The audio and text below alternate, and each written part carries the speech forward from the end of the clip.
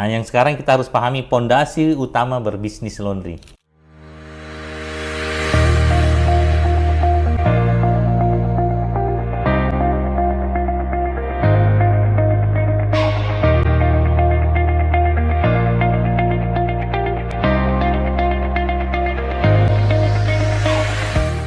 Jadi ini ada tahapannya untuk buat pondasi kita kuat. Karena bisnis ini, bisnis seperti bangunan, pondasinya harus kuat. Kalau pondasinya kuat, nantinya kita tinggal bangun pilar-pilarnya agar bangunannya kokoh berdiri. Jadi tahapannya itu pertama kita harus paham tujuan berbisnis. Yang kedua harus ada target. Nah ini yang pertama di tujuan. Kalau tidak paham tujuannya berbisnis, biasanya salah arah bisnisnya. Akhirnya tidak jelas ini sebenarnya mau dibawa kemana ini bisnis. Kita buka bisnis malahan makin sengsara. Dulu waktu dia mungkin pegawai, gajinya semuanya untuk dia pakai sehari-hari. Sekalinya untuk buka laundry, sebagian gajinya malah membiayai laundry. Nah, ini yang salah. Harusnya laundry menambah pemasukannya, ini malah laundry mengurangi pemasukannya karena gaji yang tadinya dia pakai harus masuk juga untuk membayar gaji pegawai. Dari tujuannya harus kita paham dulu, setelah itu kita tetapkan target. Dari tujuan yang benar kita tetapkan target. Kalau benar cara menentukan targetnya, akhirnya nanti benar juga menentukan strateginya. Ini target penting ya. Kalau bisnis tidak ada targetnya, dia juga tidak tahu apa yang mau dilakukan, apa yang dia kejar. Sehingga penting untuk menentukan bagaimana target yang benar. Nantinya seluruh keputusan di dalam bisnis harus ada hubungannya sama pencapaian target. Tidak boleh ada keputusan di dalam bisnis yang tidak ada hubungannya sama pencapaian target. Bahkan untuk pemilihan lokasi. Kenapa lokasinya di sini? Karena target saya seperti ini. Bukan karena saya suka lokasinya, tapi karena target saya seperti ini. Kenapa baju pegawainya seragam warna begitu? Kenapa dia yang menjadi pegawai? Kenapa cara lipatnya seperti ini? Kenapa cara packingnya seperti itu? Kenapa plastiknya harus ada logonya? Kenapa ini di depan harus ada bunga-bunganya? Semuanya harus jawabannya karena target saya seperti ini. Jadi tidak boleh ada keputusan di dalam bisnis yang tidak ada hubungannya sama pencapaian target. Dan ini yang paling penting karena banyak sekali ya yang terjadi hal seperti itu. Tidak ada hubungannya sama pencapaian target. Sampai akhirnya banyak keputusan-keputusan sia-sia dilakukan dalam bisnis karena salah dalam menentukan target. Karena target ini menjadi dasar untuk membuat strategi. Strategi itu apa? Cara untuk mewujudkan target. Kalau targetnya benar, strategi yang kita rancang juga menjadi bagus. Yang keempat tentang perhitungan bisnis. Jadi strategi nanti ini penting setelah kita belajar perhitungan bisnis. Nah, yang pertama ini tujuan berbisnis. Jadi kita harus paham ya, tujuan berbisnis apa? Kita bisnis ini cari kerja atau cari uang. Ini harus dipahami. Kita bisnis bukan sekedar cari kerja, tapi cari uang. Uang yang kita cari juga bukan untuk sekedar hidup. Harus sejahtera. Ini yang paling penting ya. Kenapa harus sejahtera? Karena kalau kita sejahtera, akan semangat menjalankan bisnis. Yang kedua juga, kita akan terus bertahan bisnisnya dan terus berkembang. Kapan tidak sejahtera? Ini yang paling penting. Biasanya ownernya tidak semangat jalankan. Jadi bisnis harus memang bikin sejahtera. Semua pihak yang ada di dalamnya termasuk ownernya. Nah, karena sejahtera ini tidak ada ukurannya, makanya kita buat sesuatu yang bisa diukur seperti target. Karena ini yang harus dipahamnya, bukan sekedar cari kerja tapi cari uang. Kalau kita tidak paham ini tujuan dengan benar, kadang orang bikin yang penting banyak pekerjaannya, akhirnya harganya dikasih murah, turunkan harganya. Begitu harganya diturunkan, kerjaannya banyak tapi uangnya tidak ada. Nah, jadi ini ya, harus bisa bikin sejahtera. Kalau sejahtera itu beda-beda ukuran setiap orang. Baik suaminya mungkin beda standar sejahteranya, istrinya juga beda, pegawainya juga beda. Akhirnya kita sepakati harus ada target. Jadi target ini yang nantinya menjadi dasar untuk pengambilan keputusan. Jadi kriterianya seperti ini ya.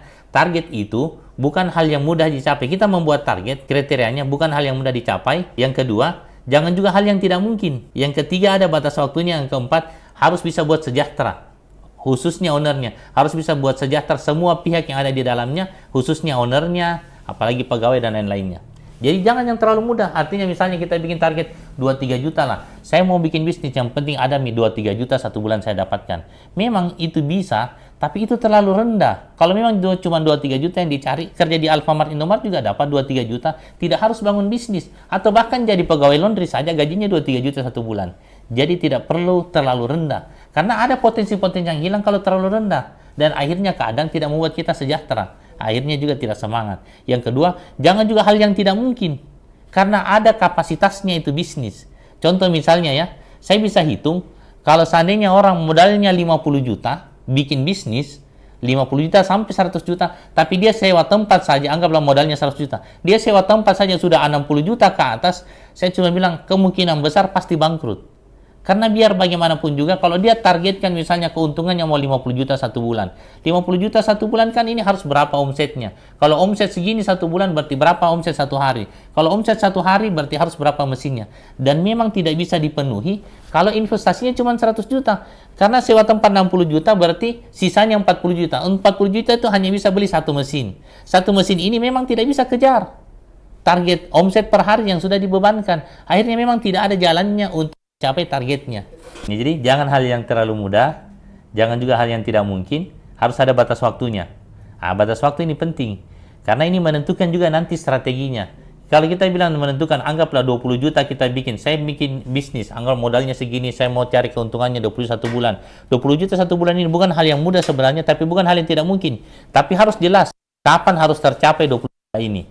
Karena beda nanti strategi yang kita rancang. Kalau kita targetkan 20 juta ini harus tercapai dalam jangka waktu 1 tahun, dalam jangka waktu 6 bulan beda lagi strateginya. Dalam jangka waktu 1 bulan atau bulan depan harus sudah tercapai, beda lagi strategi yang kita buat, ya kan? Jadi ini harus dipahami. Jangan sampai kita menentukan target, misalnya kita buat 20 juta 1 bulan saya targetnya. Terserah sih kapan harus tercapai, mau 1 bulan kah, mau 1 tahun, mau 30 tahun. Itu bukan target namanya, karena tidak ada jangka waktunya. Harus ditetapkan karena nantinya akan beda strategi yang kita buat. Yang keempat, pastikan target itu bisa bikin kita sejahtera. Karena kapan tidak bikin sejahtera, lama-lama hilang semangat untuk menjalankan bisnis tersebut. Sehingga harus paham dasar untuk menentukan target. Dasar untuk menentukan target itu ada beberapa ya. Mungkin kalau yang biasanya orang lihat, kalau untuk bisnis baru biasanya berdasarkan nilai investasi. Dari nilai investasi itu kita harus menghasilkan target keuntungan 5-10%. Anggaplah setelah kita hitung dengan baik nilai investasinya, misalnya ya 250 juta. Berarti targetnya keuntungan antara 5-10% dari nilai investasi. Itu biasa disebut ROI, Return of Investment. Kalau 250 juta nilai investasinya, berarti antara 12,5 juta per bulan sampai 25 juta idealnya. Kapan di bawah 5% kayaknya kurang menarik, kalau di atas 10% itu terlalu bagus.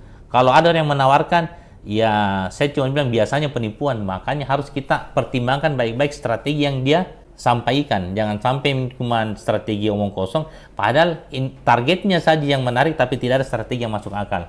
Ini yang pertama ya, dari nilai investasi. Ini yang paling banyak kita pakai kalau mau membangun bisnis, sehingga harus benar cara menghitung nilai investasinya. Jadi jangan sampai dipikir nilai investasi itu cuma sewa tempat sama mesin. Kalau sudah ada sewa tempat sama mesin, sudah bisa jalan ini bisnis. Padahal tidak. Banyak hal-hal lain yang harus dipertimbangkan. Yang kedua ada berdasarkan kapasitas produksi. Kalau kita beli misalnya bisnis laundry yang sudah berjalan, anggaplah semuanya mesin second, orangnya mau pindah. Biasanya sih kan bisnisnya dijual murah. Kalaupun nilai bisnisnya murah, jangan berdasarkan nilai investasinya, tapi berdasarkan kapasitas produksi yang ada di bisnis tersebut. Kalau mesinnya ada banyak, berarti harusnya kita ukur, 5 mesinnya, berarti satu mesin itu ada 300.000 potensinya. Berarti kalau 5 mesin, berarti harusnya 1,5 juta satu hari. Berarti 45 juta satu bulan, berarti kurang lebih 20-25 juta satu bulan keuntungan yang dihasilkan. Berdasarkan kapasitas produksinya, meskipun laundry-nya kita belinya harga 100 juta misalnya. Kalau 100 juta kan ya targetnya cuma 5-10 juta. Tapi kalau berdasarkan kapasitas produksi, harusnya bisa ditargetkan 25 juta satu bulan. Kita tetapkan begitu targetnya, sehingga nanti strategi yang kita buat berdasarkan target tersebut. Jangan berdasarkan nilai investasi, tapi kapasitas produksinya. Itu untuk laundry yang sudah berjalan. Atau bisa juga berdasarkan sewa tempat. Sewa tempat itu standarnya, omset 1 bulan sama dengan sewa 1 tahun. Ini harus dipahami ya. Jadi semakin banyak, semakin mahal sewa tempat, harusnya semakin tinggi omset yang bisa dihasilkan. Kalau kita misalnya ambil sewa tempat 50 juta, harusnya kita bisa simulasikan dia bisa menghasilkan omset dalam 1 bulan itu 50 juta. Kalau sewa tempatnya ada yang 50 juta, ada yang 20 juta, tapi sama-sama cuma menghasilkan 20 juta 1 bulan potensi omsetnya, ngapain kita ambil sewa tempat yang 50 juta? Apalagi yang di atasnya. Karena kan bagaimanapun juga kita bisnis cari uang. Uang itu adalah profit. Profit didapatkan dari omset. Kalau sewa tempatnya mahal tapi tidak bisa menghasilkan omset yang besar, mending kita cari tempat yang murah. Itu dulu yang harus dipahami. Dan ini semuanya menariknya nanti kita akan jelaskannya. Sebenarnya ada worksheet yang harus diisi, ada lembar kerja, ada borang-borang namanya ya. Jadi lembar kerja yang tinggal kita isi, akhirnya kita bisa tahu, oh begini sebenarnya nilai investasi yang saya butuhkan kalau berdasarkan, dan begini nanti targetnya kalau berdasarkan investasi. Kalau berdasarkan kapasitas produksi juga ada cara hitungnya, sewa tempat juga ada cara hitungnya, dan lain-lainnya. Dan ini tentang menghitung kebutuhan dalam bisnis. Yang keempat ada berdasarkan luasan market. Kalau luasan market itu 5-10% dari total market yang ada. Itu nanti akan menghitung kapasitas produksi sehingga bisa menghitung nilai investasi. Ada juga tentang kompetitor. Ini ukur kelebihan dan kekurangannya sampai akhirnya kita bisa menentukan berapa target yang saya buat kalau kompetitornya seperti ini. Nah, sama juga kalau yang berdasarkan nomor 4, berapa target yang harus saya buat kalau luasan marketnya seperti ini. Dan ini penting ya, karena tadi saya sudah bilang kalau targetnya salah, menentukan target, salah juga nanti strateginya. Kalau salah strateginya, tidak akan bisa diwujudkan itu targetnya. Nah,